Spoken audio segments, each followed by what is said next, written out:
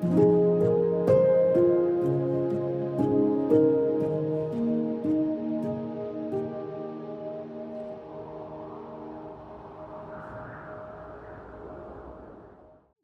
everyone. Welcome, welcome. We are so excited. We are going to do a new series now on the fruit and the gifts of the Holy Spirit. So today, Jan van Jaarsveld will be bringing the message, and it will be about bearing fruit and using gifts to God's glory. So if you ever wondered what is the difference between the fruit of the Holy Spirit and the gifts of the Holy Spirit, I hope that you will gain a greater understanding today. And for the next few weeks, we will be focusing on the fruit of the Holy Spirit. So we are going to be discussing the different fruit, and we are going to dive into the Word of God deeper. So I hope you are excited about that. So next week, I will be bringing the message, and the message will be about the fruit of the Spirit, and I'm going to focus on love and joy. So I want to invite you to come and to learn more during this series. So I'm going to give us some time just to also bring our tithes and our offerings and to worship the Lord with our tithes and our offerings and to worship Him in song. So I'm going to pray for us now and ask the Lord to bless us in this service.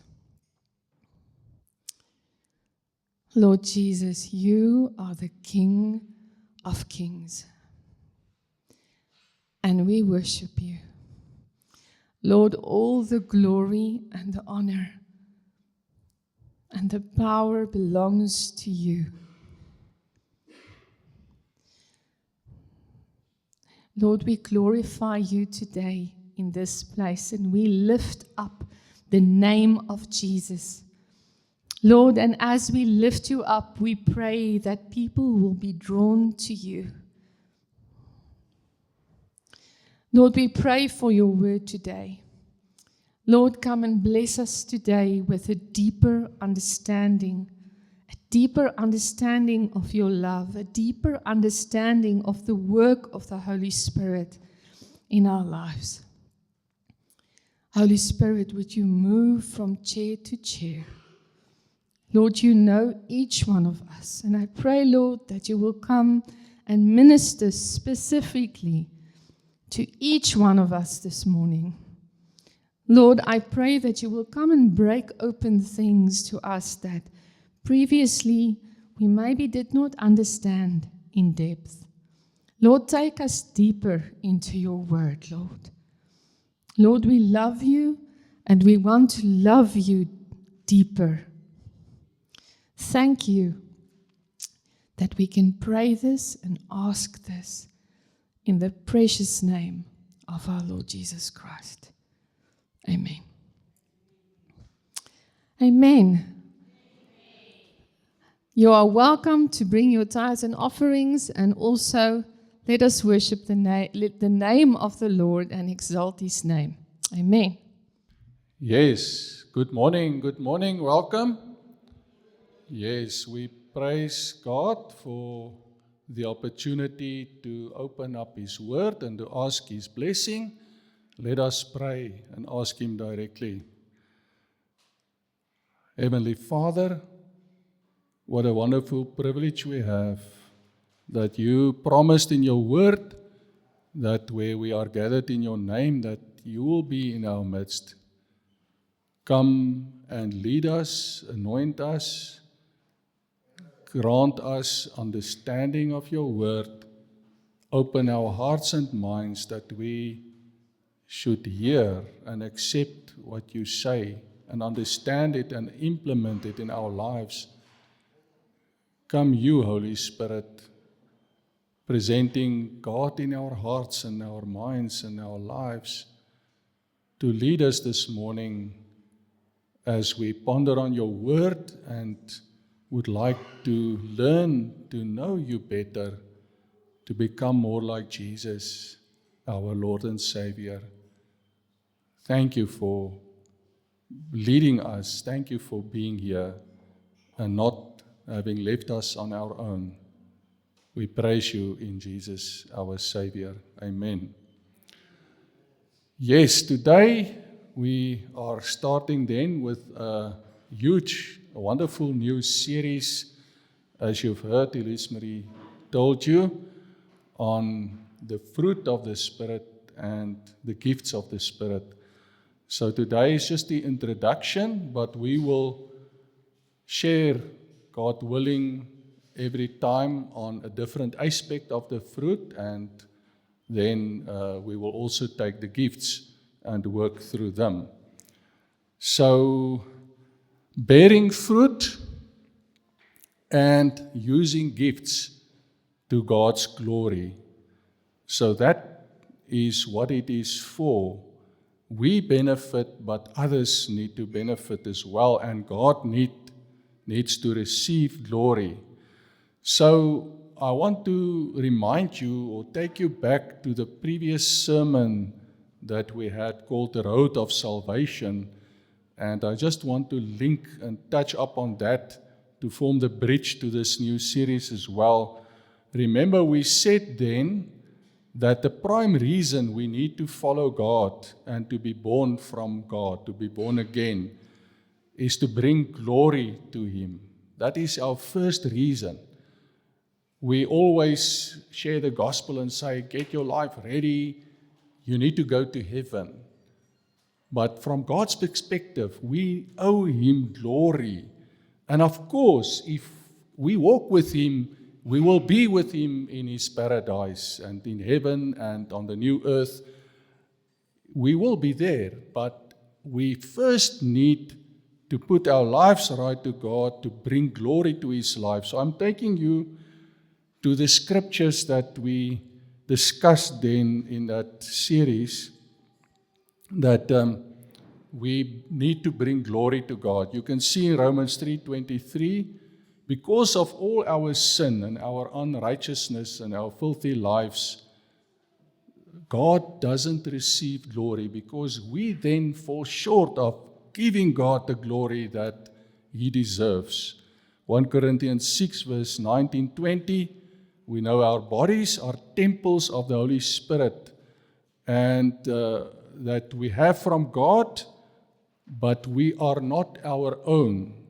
We are His temple, His dwelling place. Verse 20, we were bought with a price.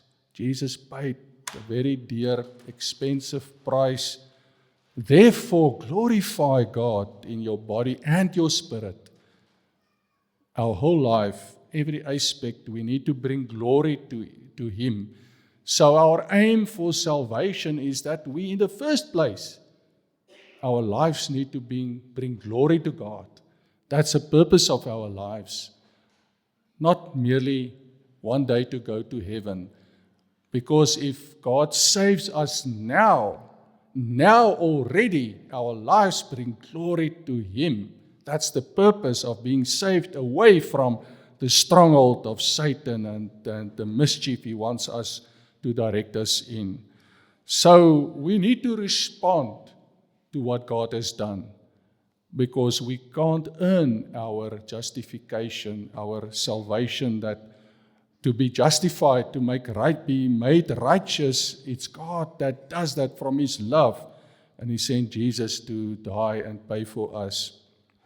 So we discussed that. I'm taking you to the next verse as well.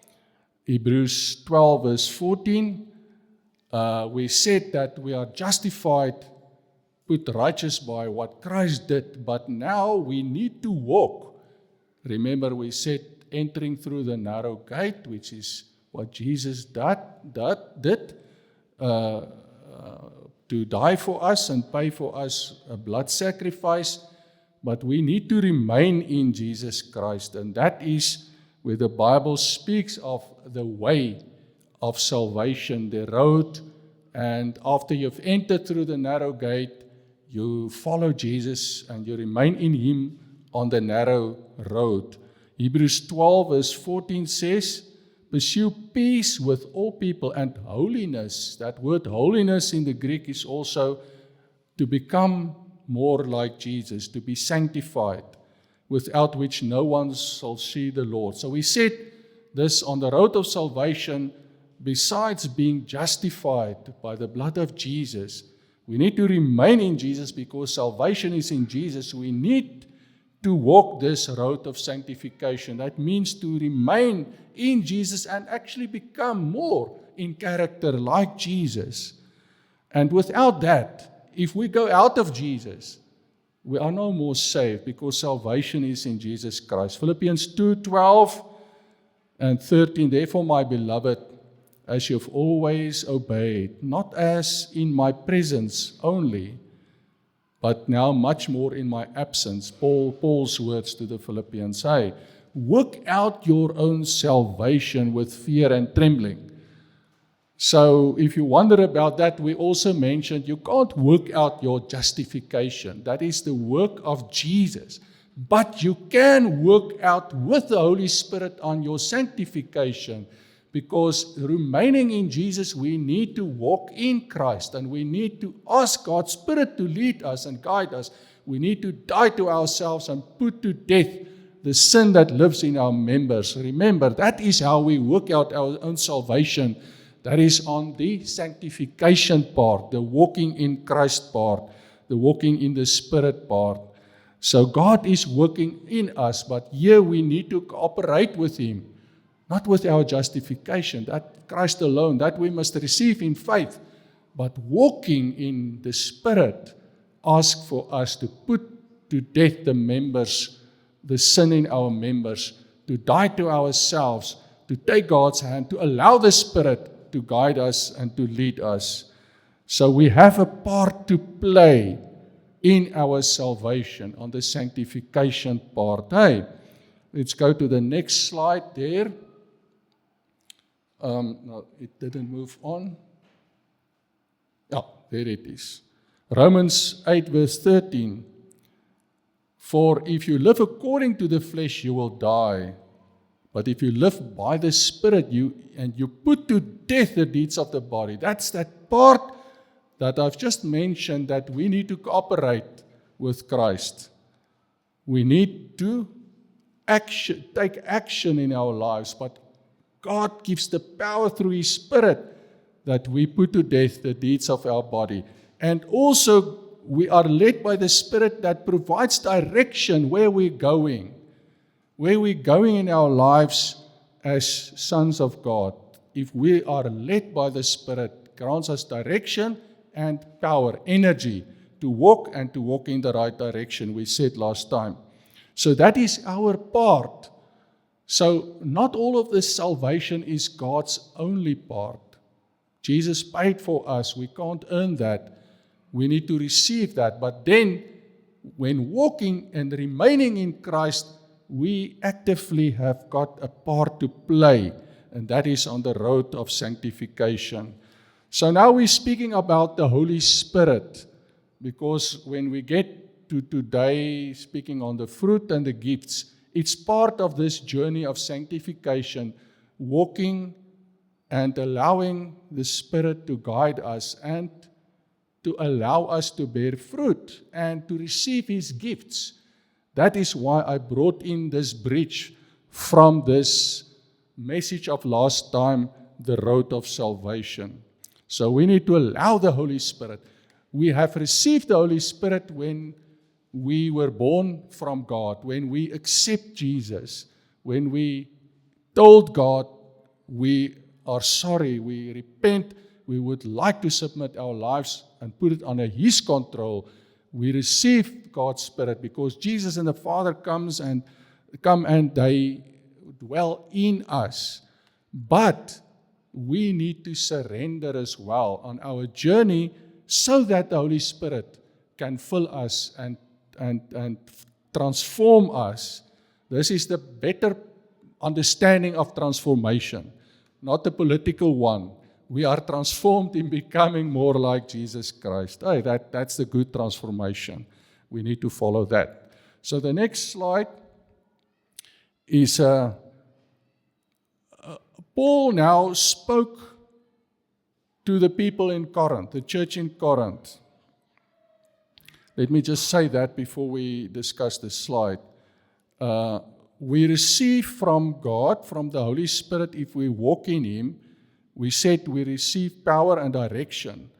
But also we can say, if you look at the work of the Holy Spirit, that the Holy Spirit is now doing in us if we walk in the Spirit. He wants to do two things. He wants to give us power, and He wants to make us more holy, more like Jesus. So now, that is where the gifts and the fruit come in. Because the gifts, it comes from the Holy Spirit. The gifts are granted for us to work in power, to benefit others. If we have the gifts and we use it, whether it's the gift of healing and praying and whatever gift it may be, God grant that gifts, and it is the power of the Holy Spirit. It's supernatural, and we can serve the body of Christ with that for others. And then the fruit is becoming more like Jesus, because the fruit is the holiness aspect, the character of Jesus. And it's the fruit that make ourselves more like Jesus. And the gifts help us to serve others, to build the body of Christ. And both of them bring then glory to God.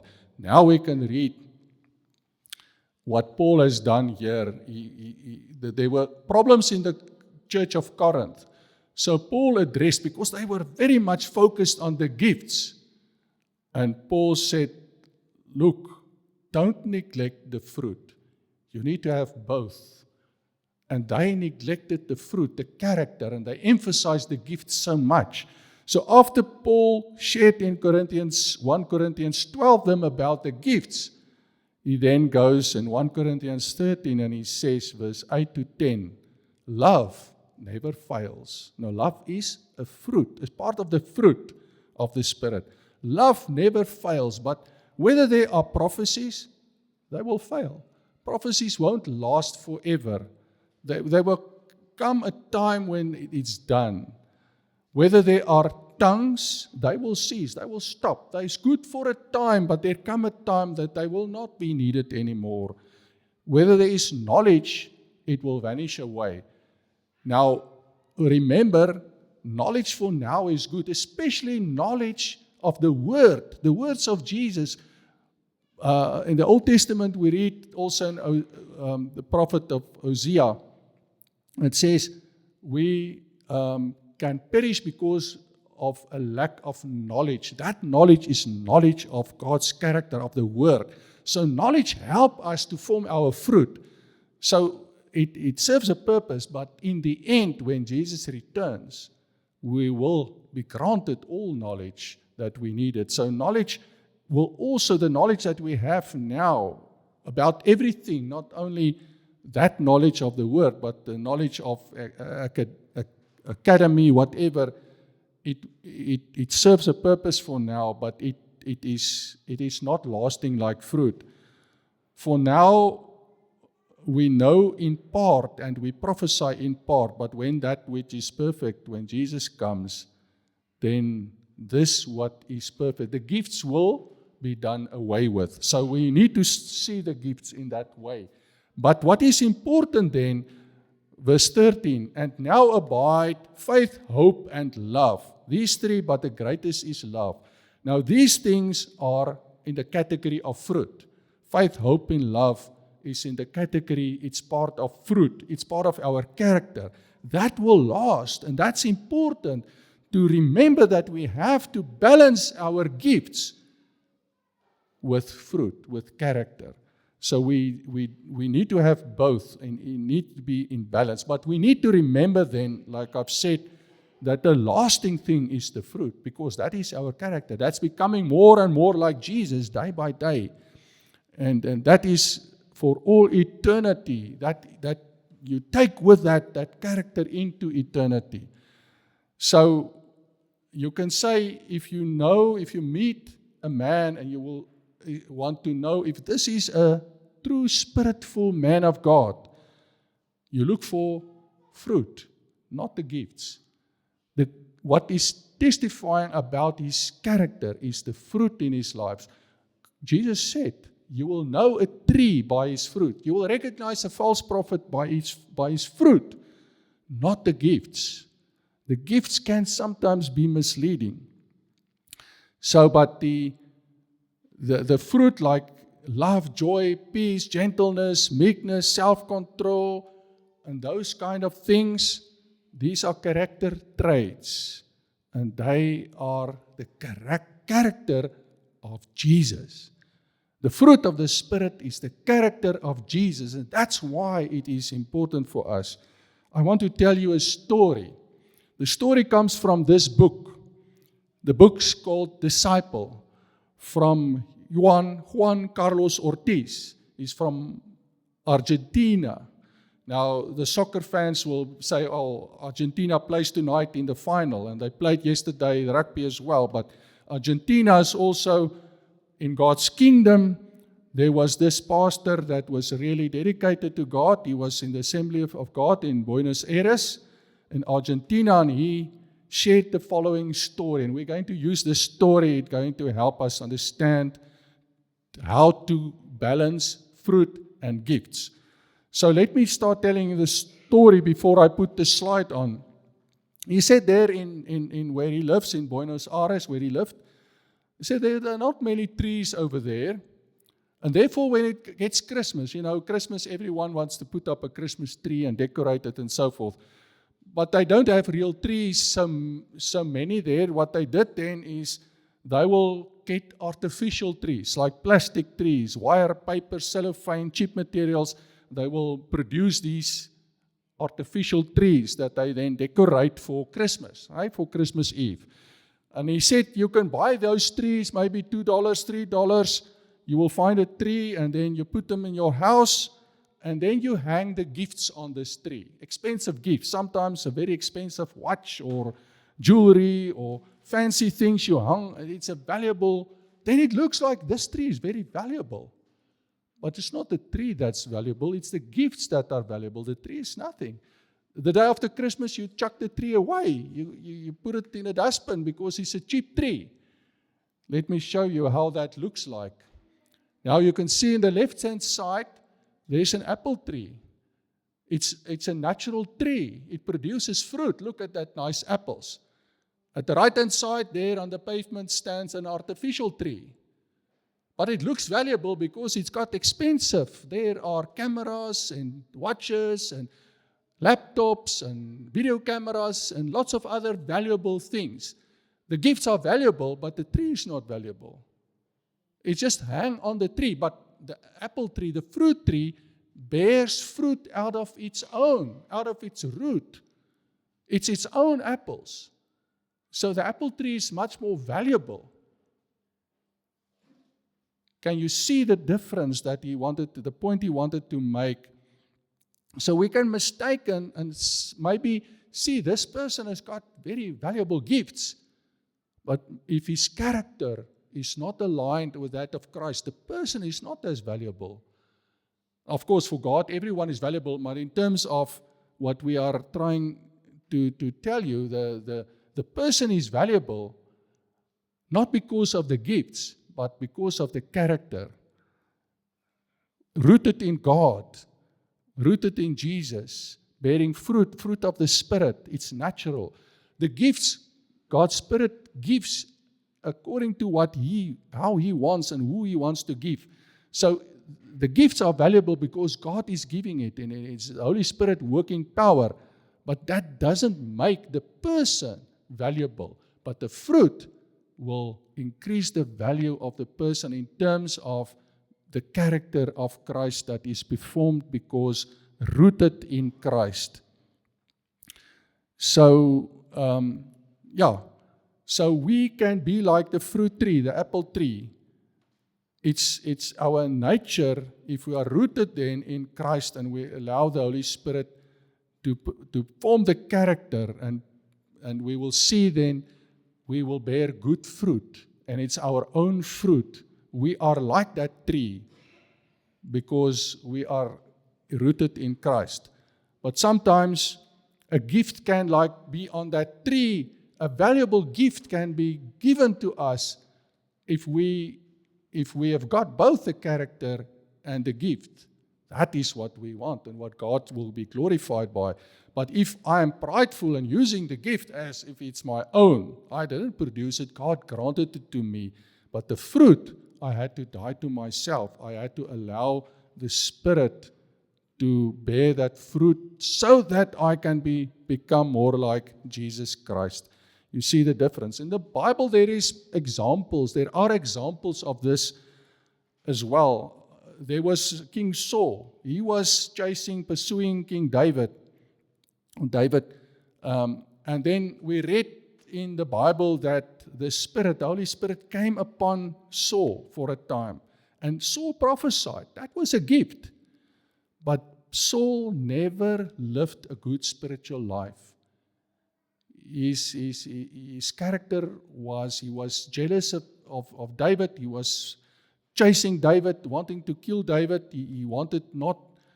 David was a young shepherd boy that had favor with God. But Saul persecuted David. That is very sad. But even so, we read in the Bible that Saul sometimes had gifts, like the gift of prophecy. We read about that incident where he prophesied from the Holy Spirit. So even though this is like that artificial tree, his character was not bearing fruit, but God nonetheless granted him a gift. So the gifts are not always a testimony to our character, but the fruit are. But the gifts can be useful for serving God, and we can glorify God both with our character and gifts, provided that we balance our character and the gifts, and that we not become proudful because of the gifts, as if it's our own.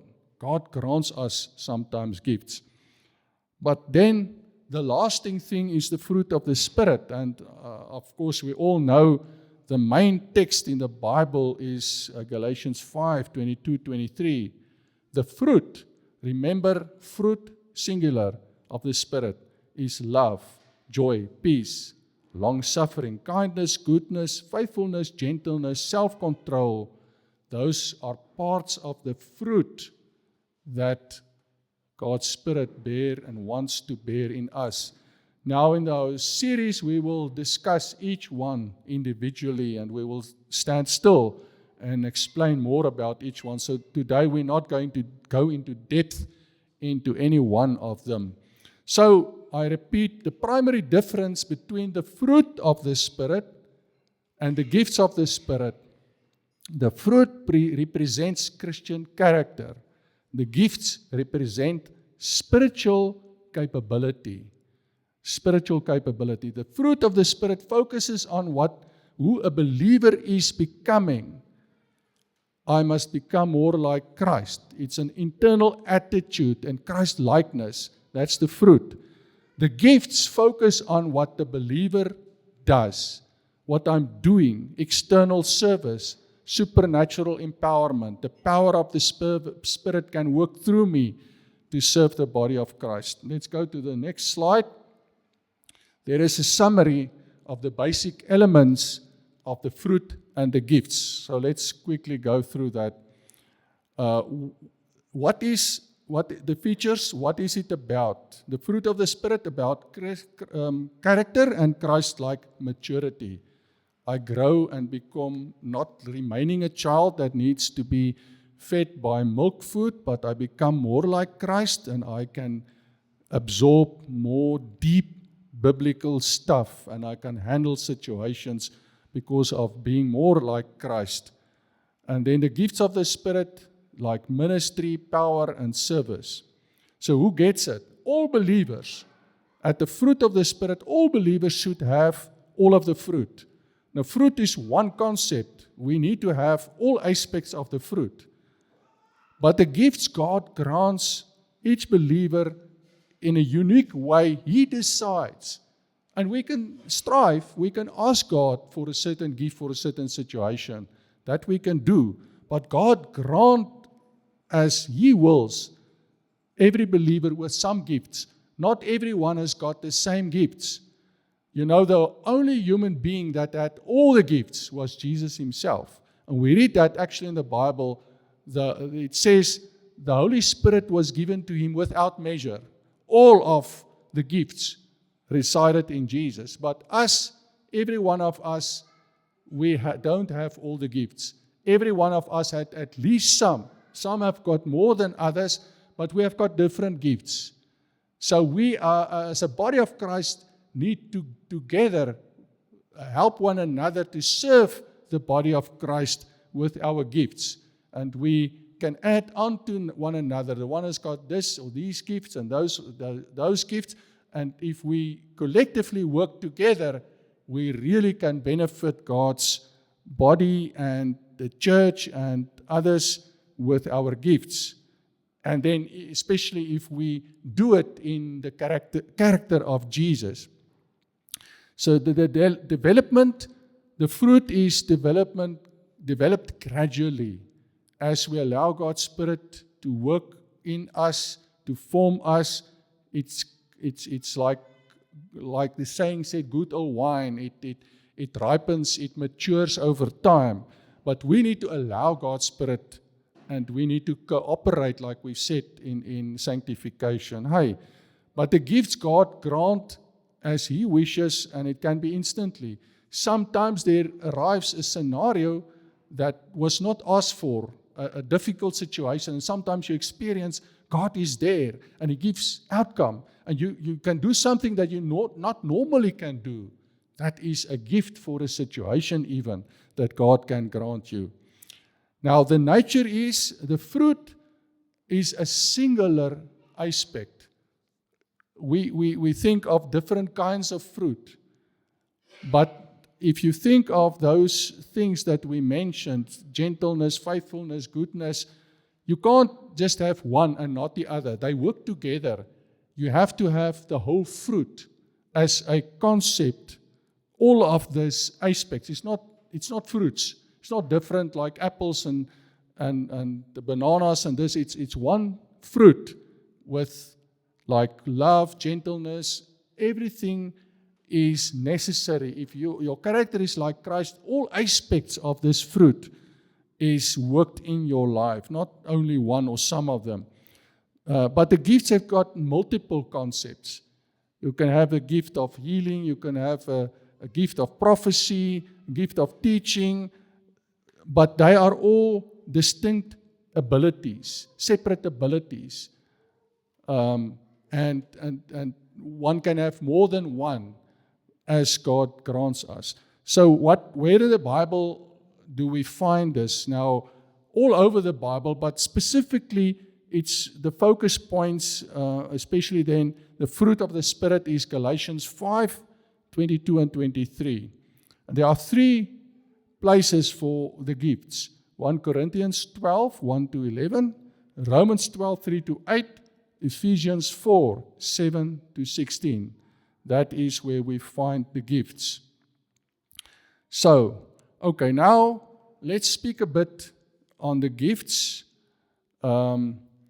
Let's say, because it's a byproduct of spiritual growth, fruit cannot be faked because it's your growth.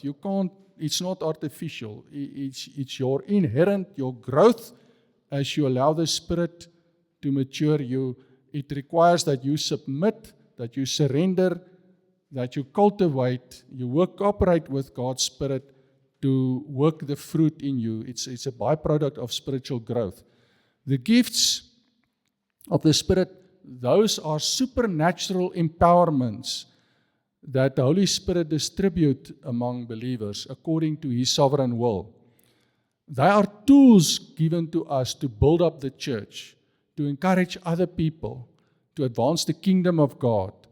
And they are divided into then several categories. You get, for instance, you get revelation gifts.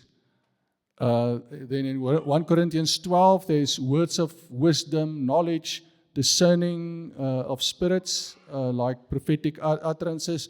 Those are like wisdom, knowledge. Those are revelation that God grants. Those are a category of gifts. Then there's power gifts. Also in 1 Corinthians 12, verse 9 to 10, you get faith, supernatural faith.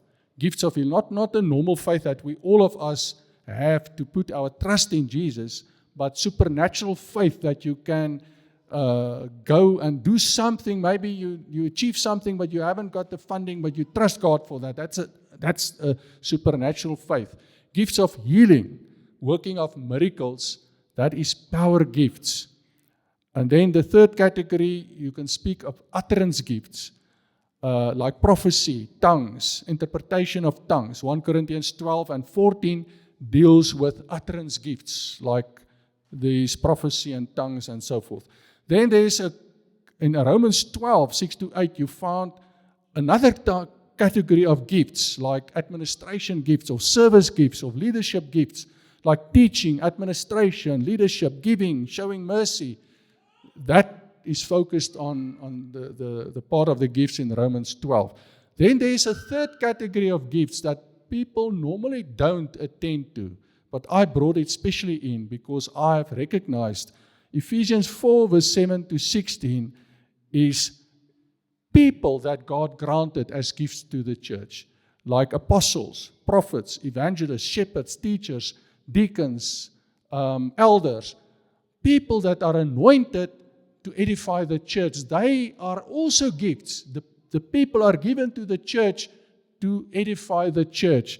And that category in Ephesians 4. Sometimes people speak about the so-called fivefold ministry, but they don't realize where there are 5 things mentioned. That's not limited to 5, because elders and deacons and other type of people, missionaries, are also included, but they're not mentioned there. So it's not 5 only. And apostles and prophets are mentioned there because they were the foundation stone of the church. They provided the scripture. The Old Testament was written by prophets, the New Testament written by apostles. So we don't get that type of prophets and apostles today anymore. But we still have that, because if we open the Bible in the church, we tap into what the apostles and the prophets wrote down. Therefore, they still are the foundation of the church. But their writings now that were inspired by the Holy Spirit, so that are also part of the gifts that God gave us to build His church. Now, we need to keep a good balance. That is what I've said, between fruit and gifts. We need not, fortunately, choose between gifts and fruit, because otherwise fruit would have been more aligned with being like Christ. And obviously, if we must choose, maybe it would be better to choose fruit, but we need both. God gives us both. So we need to have this balance, a balancing act, like these guys, clowns in the circus that throws the balls and they catch it, and they balance themselves very well. So we need to do a balancing act and ensure that we have both gifts and spirit and fruit of the Spirit. So in 1 Corinthians 13, we pointed out that the miraculous gifts that were mentioned by Paul in chapter 12, when he spoke to the Corinthians, he says, if we exercise the gifts without the character, we are like this sounding cymbal. We can cause severe damage. We need that love, which is a fruit, part of the fruit. Otherwise, we can make a lot of noise. God demonstrates the power of His gifts through the gifts. He demonstrates, we see the power of God. But with the fruit, He demonstrates His heart. We see God's heart through the fruit. Looking at the fruit, we see God's heart. We see God's power if we look at the gifts. So we need to balance the fruit with the gifts. Otherwise, we'll be this sounding cymbal, this making noise without a beautiful sounding, hey, but the fruit is necessary. Now, there's another symbol that I would like to portray and to hold forth to you. That is another tree. It's not like the two different trees, the one plastic tree with the gifts and the other apple tree with the fruit.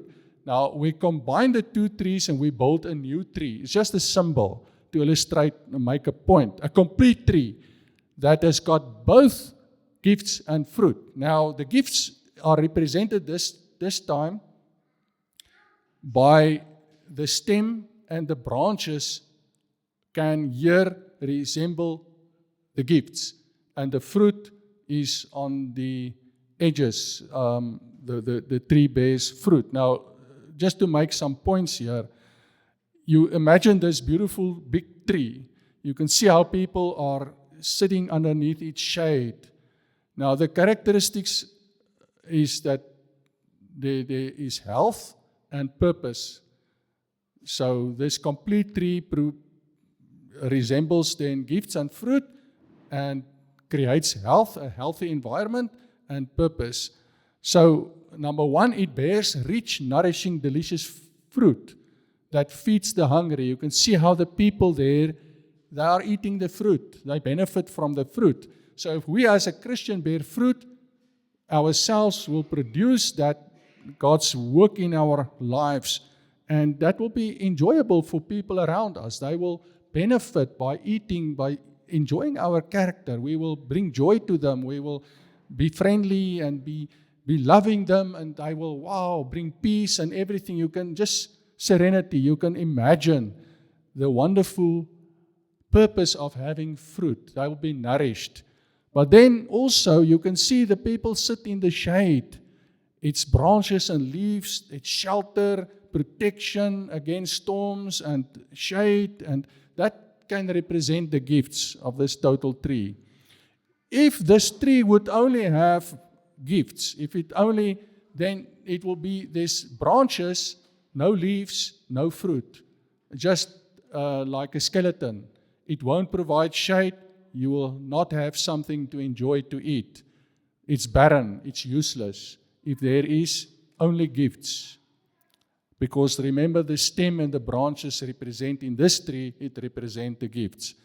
If it's only fruit, the tree would collapse because the branches need to carry the fruit. And then it will be top heavy and it will fall down if the fruit only sits on the little stingles at the end. It needs the strong branches and the stem to carry that all. Hey, so that's just another symbol. So as followers of Christ, God calls us to be a healthy tree. Through His Holy Spirit, He gives us both fruit and gifts of the Spirit. The fruit represents our character, the other one, our capability. We have said that all over and over. Now, to bring glory, ultimately to bring glory to God, we must learn to bear His fruit, formed in our character. And we also boldly need to use our gifts. So we need to do both, to have the balance, the power gifts and the holy character of Jesus. So the first point of this whole tree, the fruit of the Spirit, it's of course reflecting God's character. We can say it's not about what we do for God regarding the fruit. It is about who we become in God. The fruit is who we become in God, not what we do for Him. So also it's a singular fruit. Galatians 5 verse 22. Paul says the fruit, singular, of the Spirit is. It's not plural because it's a package deal. God doesn't want us to pick and choose. I want joy, but I don't want self-control. You can't do that. You need to have the package. That's one fruit with different aspects. One fruit, not fruits. One fruit, the package deal of everything, of friendliness, of love, of joy and peace and gentleness, all that is a package, one package fruit. That is the character of Jesus Christ. Now, what determines the fruit? It's not my brightness or my pride or what have you. It is the root that determines the fruit. You're a poet and you don't know it. The root determines the fruit. You can't manufacture joy or peace. You can't do it in your own strength. Fruit is a natural product of the branch.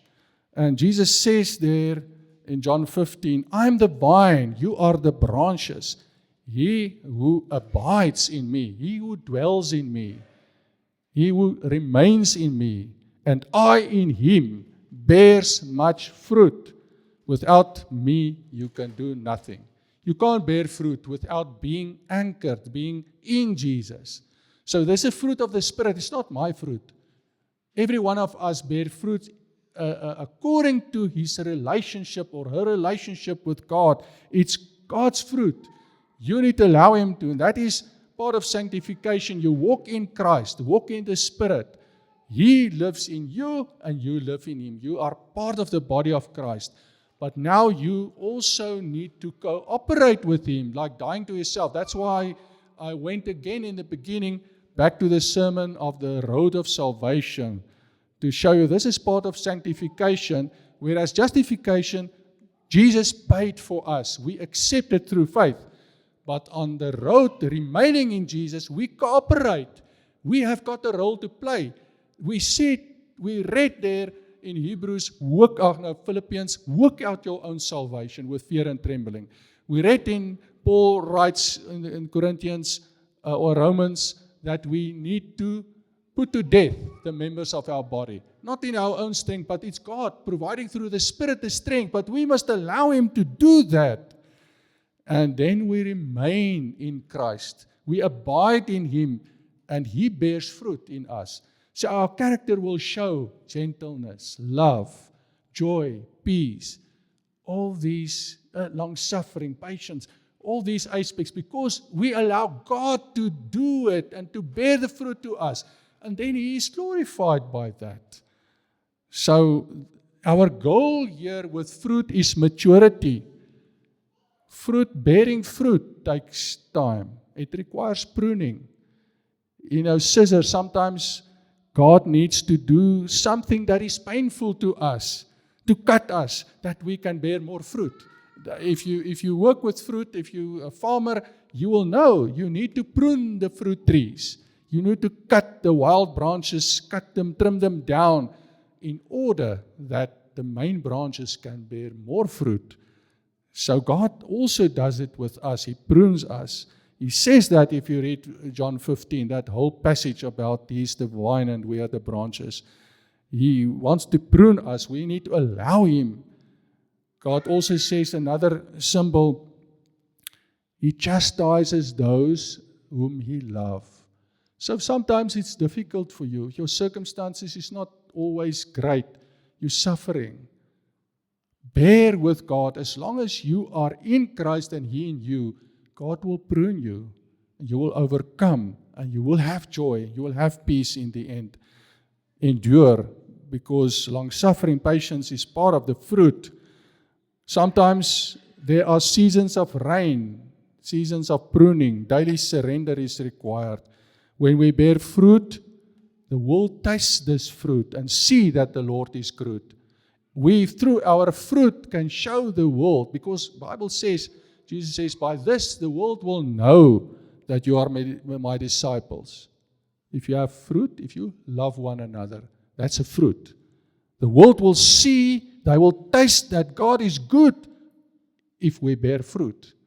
So we benefit from that, but even this bring glory to God in that the world will also be drawn to God because of our fruit, our love for one another, our nice attitude, our friendliness, our joy. That will attract people to God. The fruit is really the character of Jesus, and we reflect Jesus' life to others.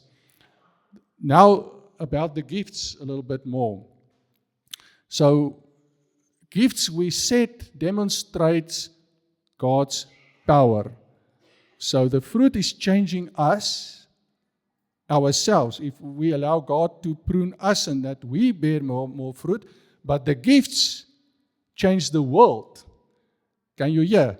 The fruit, if we bear fruit, it changes us. It draws the world, but it changes us. But the gifts changes the world. They change the world. So the gifts, God grant us healings and powerful things to do if we surrender to the Spirit. Sometimes we don't see more gifts, more powerful gifts, because the Holy Spirit has not got so much hold of us that He can produce this power. I can tell you many stories about revivals that I made a study of, to see when people surrendered them so thoroughly that God did tremendous things. Like in the days of Acts, people healed, blind could see, lame could walk. It's we that hinders Him to do that work. He wants to, but we don't always allow Him, because we must cooperate, work out your own salvation, work out your own sanctification, part of salvation. Hey, so let's read this verse, 1 Corinthians 12 verse 11. It tells us that the Holy Spirit distributes these gifts to each person exactly as God, as He, the Holy Spirit, determines. We can't earn a spiritual gift. We can't choose. We can pray for a gift. Yes, the Bible is clear. We can pray, but it's grace. By God's grace, He allocates gifts to us. Not the same for everyone, but one and the same Spirit works. The Spirit works all these things, distributing to each one individually as He wills, as God wills. We can ask Him for a certain gift, but it's His sovereignty to decide whether He is going to give us that gift. And it's He that distributes the gifts according to what He wills. Now, the purpose of gifts is edification, to serve the body of Christ. It's not for myself.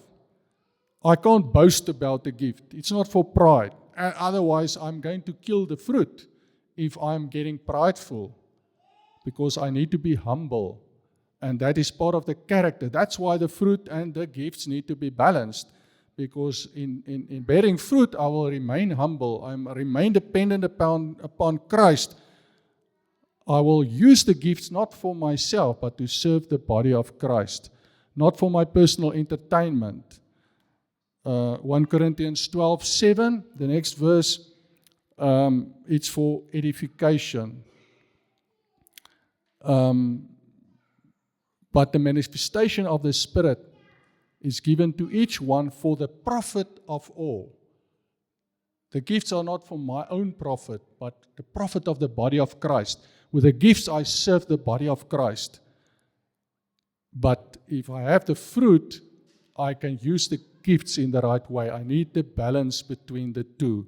I need the balance between the gifts and the fruit. But the core is to become more like Christ, is the fruit. Then I will be able to use the powerful gifts in the right way if I have the right fruit. So the gifts is unleashing the church.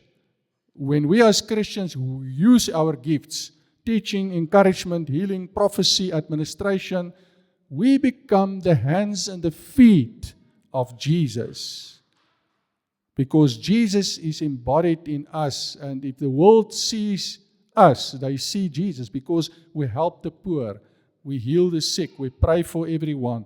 That's the function of the body of Christ. If we move out in the world, in the marketplace, we bring in God's supernatural empowerment to heal the broken, to lead the lost, to strengthen the church.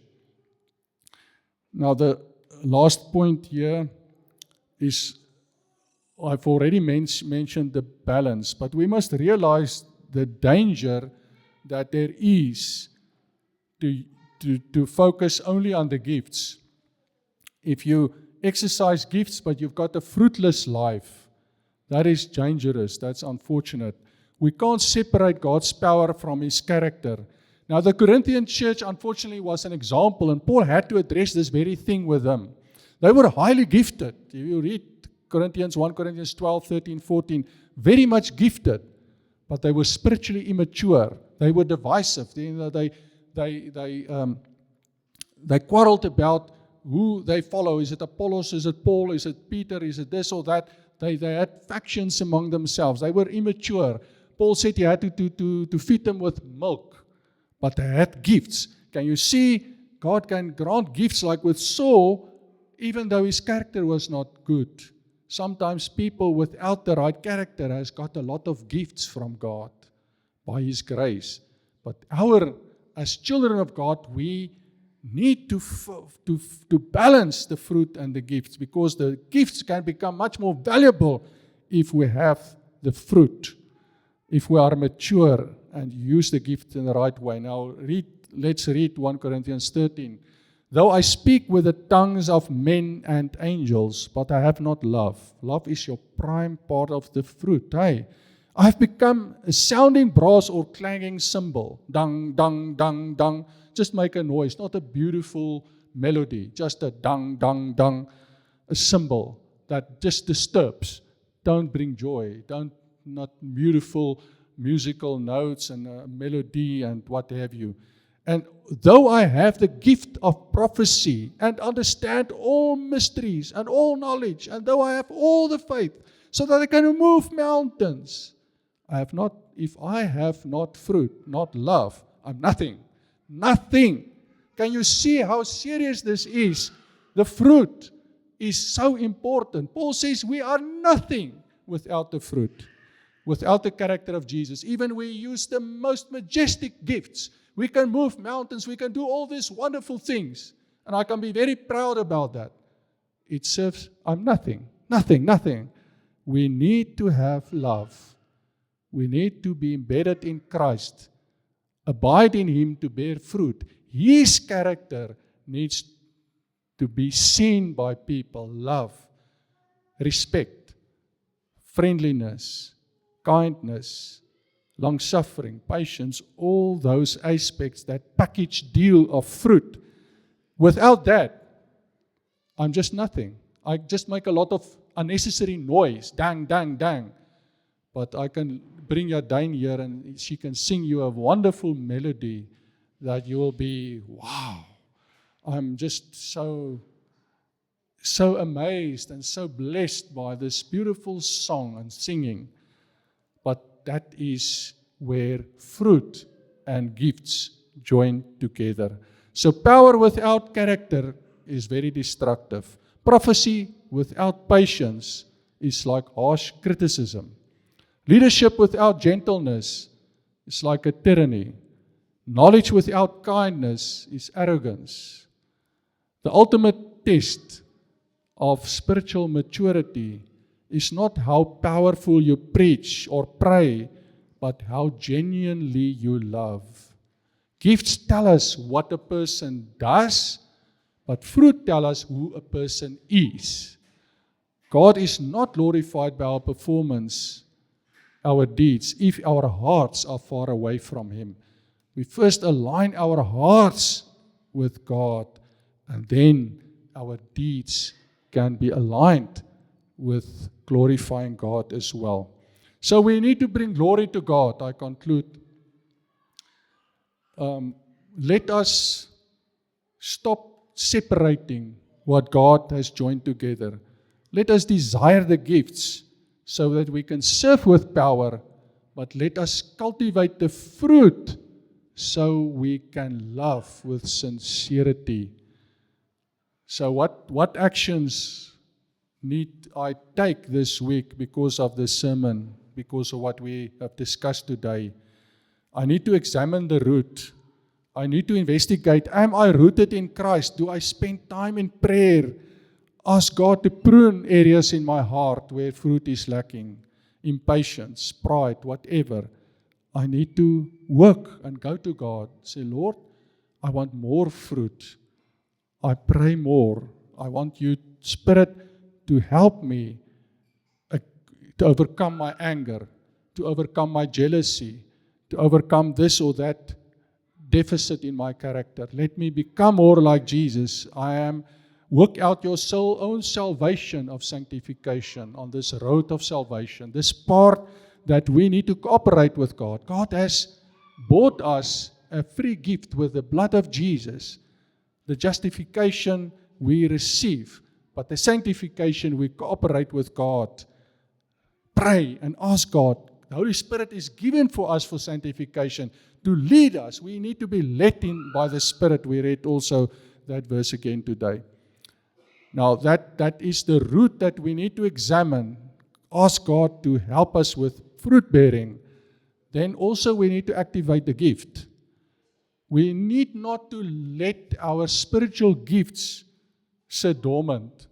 We need to activate. We ask God also, step out in faith this week, that we encourage people, that we serve. Remember, serving is a humble gift. Just by doing administration, just by doing whatever, packing chairs, and this is part of our gifting. We need to serve. We need to pray. God will give us, and sometimes gifts can be ordinary. We need not to despise the ordinary gifts, like just administration, just discipline, organization, whatever. But there's sometimes also supernatural gifts. We can pray and God asks for everything. Sometimes God wants to use us to heal someone, to lay hands on someone, pray for that person.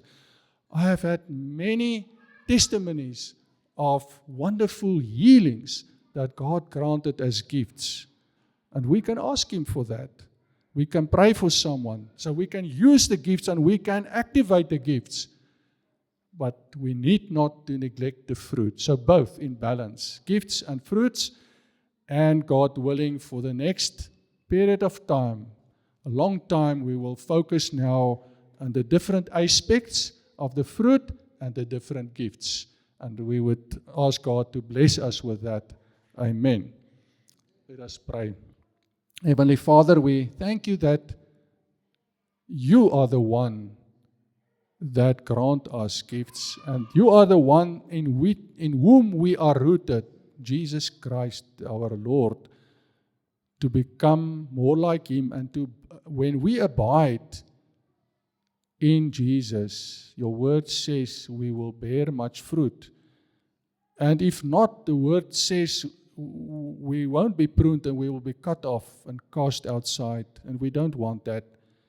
We ask you, help us through your Spirit that we remain, that we abide in Christ, and that we bear much fruit.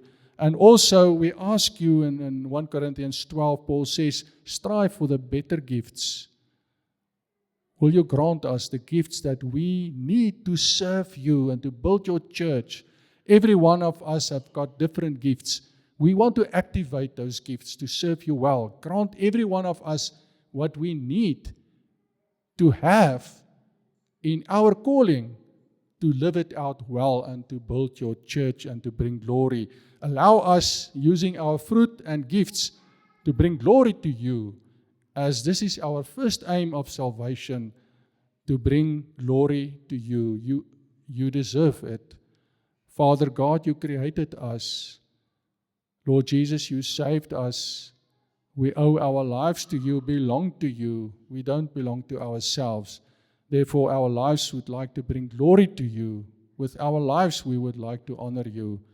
But we also need you, and we can't do it on our own accord. Therefore, grant us your Spirit and the power and the direction that your Spirit provide, that we may bring glory to you with our fruit bearing and our using of the gifts. And we thank you for that. In Jesus' name, amen. May you go forth into the world with eyes open to see the harvest, hearts ready to serve, and hands willing to labor for the kingdom. As you leave this place, remember that you have been uniquely gifted by the Holy Spirit. Do not hide your talents, but use them boldly to bring honor and glory to God. Root yourselves deeply in Christ. that your lives may overflow with love, joy, peace, and patience. May God the Father cultivate your lives, Jesus Christ the Son empower your service, and the Holy Spirit produce in you a rich harvest of good fruit that lasts forever. Go in peace to love and serve the Lord. Amen.